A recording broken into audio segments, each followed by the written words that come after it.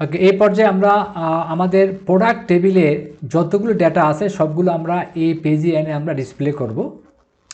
তো এই পেজের জন্য আমাকে অবশ্যই রাউট তৈরি করতে হবে। আমার রাউট তৈরি করা আছে।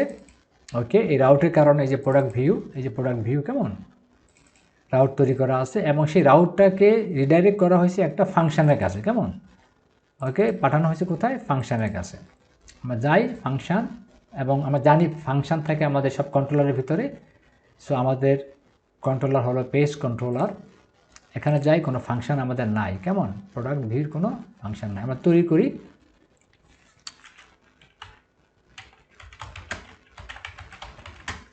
প্রোডাক্ট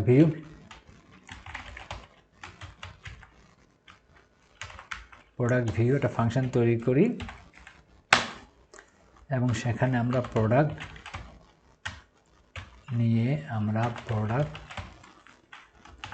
আমি আগে লিখি তারপরে বোঝাচ্ছি। এখানে আমি নিয়ে আসলাম হলো পেজিনেশন দিব, আমি পেজিনেট দিলাম হলো 5, এবং সেটা রিটার্ন করতে হবে রিটার্ন ভিউর ভিতরে রিটার্ন করে আমি সেই পেজটা আনতে হবে। আমি একই নাম রাখি,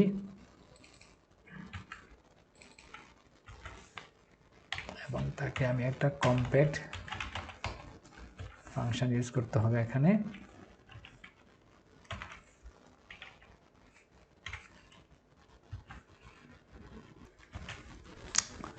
ওকে, আমরা ফাংশনটা বোঝার চেষ্টা করি। ফাংশনের নাম প্রোডাক্ট ভিউ। ওকে, তো প্রোডাক্ট ভিউ নামে আমি একটা নিলাম হলো আমার ভেরিয়েবল। ওকে, এরপরে এটাকে আমি এখানে অ্যাসাইন করলাম হলো প্রোডাক্ট। ওকে, আমার মডেলটা, কেমন যে মডেল আমার সমস্ত টেবিল এবং তার অ্যাট্রিবিউটস ডেটা সহ, কেমন। তার আগে আমি পেজিনেটটা একটা ফাংশন আছে যে আসলে পেজিনেশন তৈরি করে। এই পেজিনেট ফাংশনটাকে আমি স্কোপ রেজুলেশন অপারেটরের মাধ্যমে পাঠালাম কোথায়, প্রোডাক্টে, এবং সেটাকে আমি অ্যাসাইন করে দিলাম হলো কি আমার এই ভেরিয়েবলের ভিতরে, কেমন। এখন আমাকে অবশ্যই রিটার্ন করতে হবে, নয়তো আমার পেজতে আসবে না।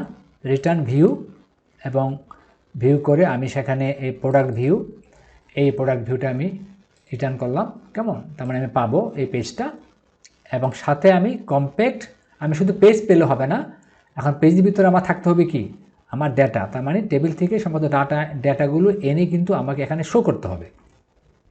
তাহলে আমি কী করলাম, এই কম্প্যাক্ট হলো একটা পাওয়ারফুল একটা ফাংশন, যার কাজ হলো যে ভেরিয়েবল থেকে সমস্ত ডাটাগুলোকে সে অ্যারের মাধ্যমে নিয়ে আসতে পারে, বা অ্যারে করে নিয়ে আসে, কেমন অ্যারে আকারে নিয়ে আসে, কেমন। অন্য কোনো ফাংশন এটা পারে না, কেমন। যেমন আমরা অন্য ফাংশন আমরা ইউজ করি, সেখানে আমরা আসলে একটা দুটো ভ্যালু নিয়ে কাজ করতে পারবো, কিন্তু পুরা ভেরিয়েবলের ভিতরে এই যে ভেরিয়েবলের ভিতরে কিন্তু আমার সমস্ত প্রোডাক্ট মডেলের ডেটাগুলো আছে, মানে টেবিলের সমস্ত ডেটাগুলো কিন্তু আছে আমার কোথায়, প্রোডাক্ট ভিউর ভিতরে, কেমন। সেই প্রোডাক্ট ভিউর সমস্ত ডাটাগুলোকে অ্যারে আকারে আনতে হলে আমাকে এই কম্প্যাক্ট ফাংশনটা ইউজ করতে হবে, কেমন। ওকে, এবার সেই আমার প্রোডাক্ট ভিউ টেবিলের ভিতরে আমি আমার কোড লিখতে হবে। আমি কোডগুলো পেস্ট করি। ওকে, পেস্ট করে আমি একটু বোঝার চেষ্টা করি যে এখানে কি হচ্ছে। এখন যে ব্যাপারটা হলো, আমার একটা টেবিল নেওয়া হয়েছে। ওকে, টেবিলে আমার টেবিল হেডার আছে, কেমন। ওকে, টেবিল বডির ভিতরে আমি প্রথমে নিলাম একটা, যে আমার ফাংশনটা তাকে আমি আনলাম, সেই ফাংশনটা আমি একটা কি তৈরি করলাম, যার নাম দিলাম হলো গিয়া প্রোডাক্ট, কেমন। এই প্রোডাক্ট কির মাধ্যমে, ওকে, তার মানে প্রোডাক্ট কির ভিতরে আসলে আমার প্রোডাক্ট টেবিলে সব কিছু আছে, সেগুলোকে আমি একে একে বললাম যে আমি কী কী ফিল্ডগুলো চাই। তাহলে এই সমস্ত ফিল্ডগুলো আমি এখানে ডিসপ্লে করলাম, কেমন। ওকে, এবার আমি সেভ করে যদি আমি এখানে রিফ্রেশ করি, তাহলে আমার টেবিলের সমস্ত ডেটাগুলো চলে আসছে, কেমন। ওকে, আরেকটা জিনিস হলো, সেটা হলো এখানে আমার দুইটা বাটন আছে, কেমন, বোঝার চেষ্টা করি। ওকে, দুইটা বাটন আছে। একটা হলো আমার বাটন হলো এডিট, কেমন, এই যে এডিট বাটন আর ডিলেট বাটন।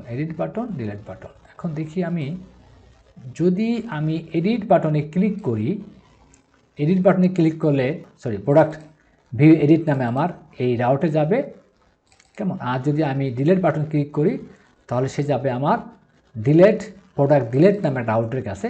তার মানে এই দুইটা রাউট আমার এখানে তৈরি করতে হবে, কেমন, তৈরি করে ফাংশনের মাধ্যমে সেই কাজটা করতে হবে, কেমন। তাহলে আমরা এই দুইটা কাজ আমরা দেখব আমাদের পরবর্তী ভিডিওতে। Thank you.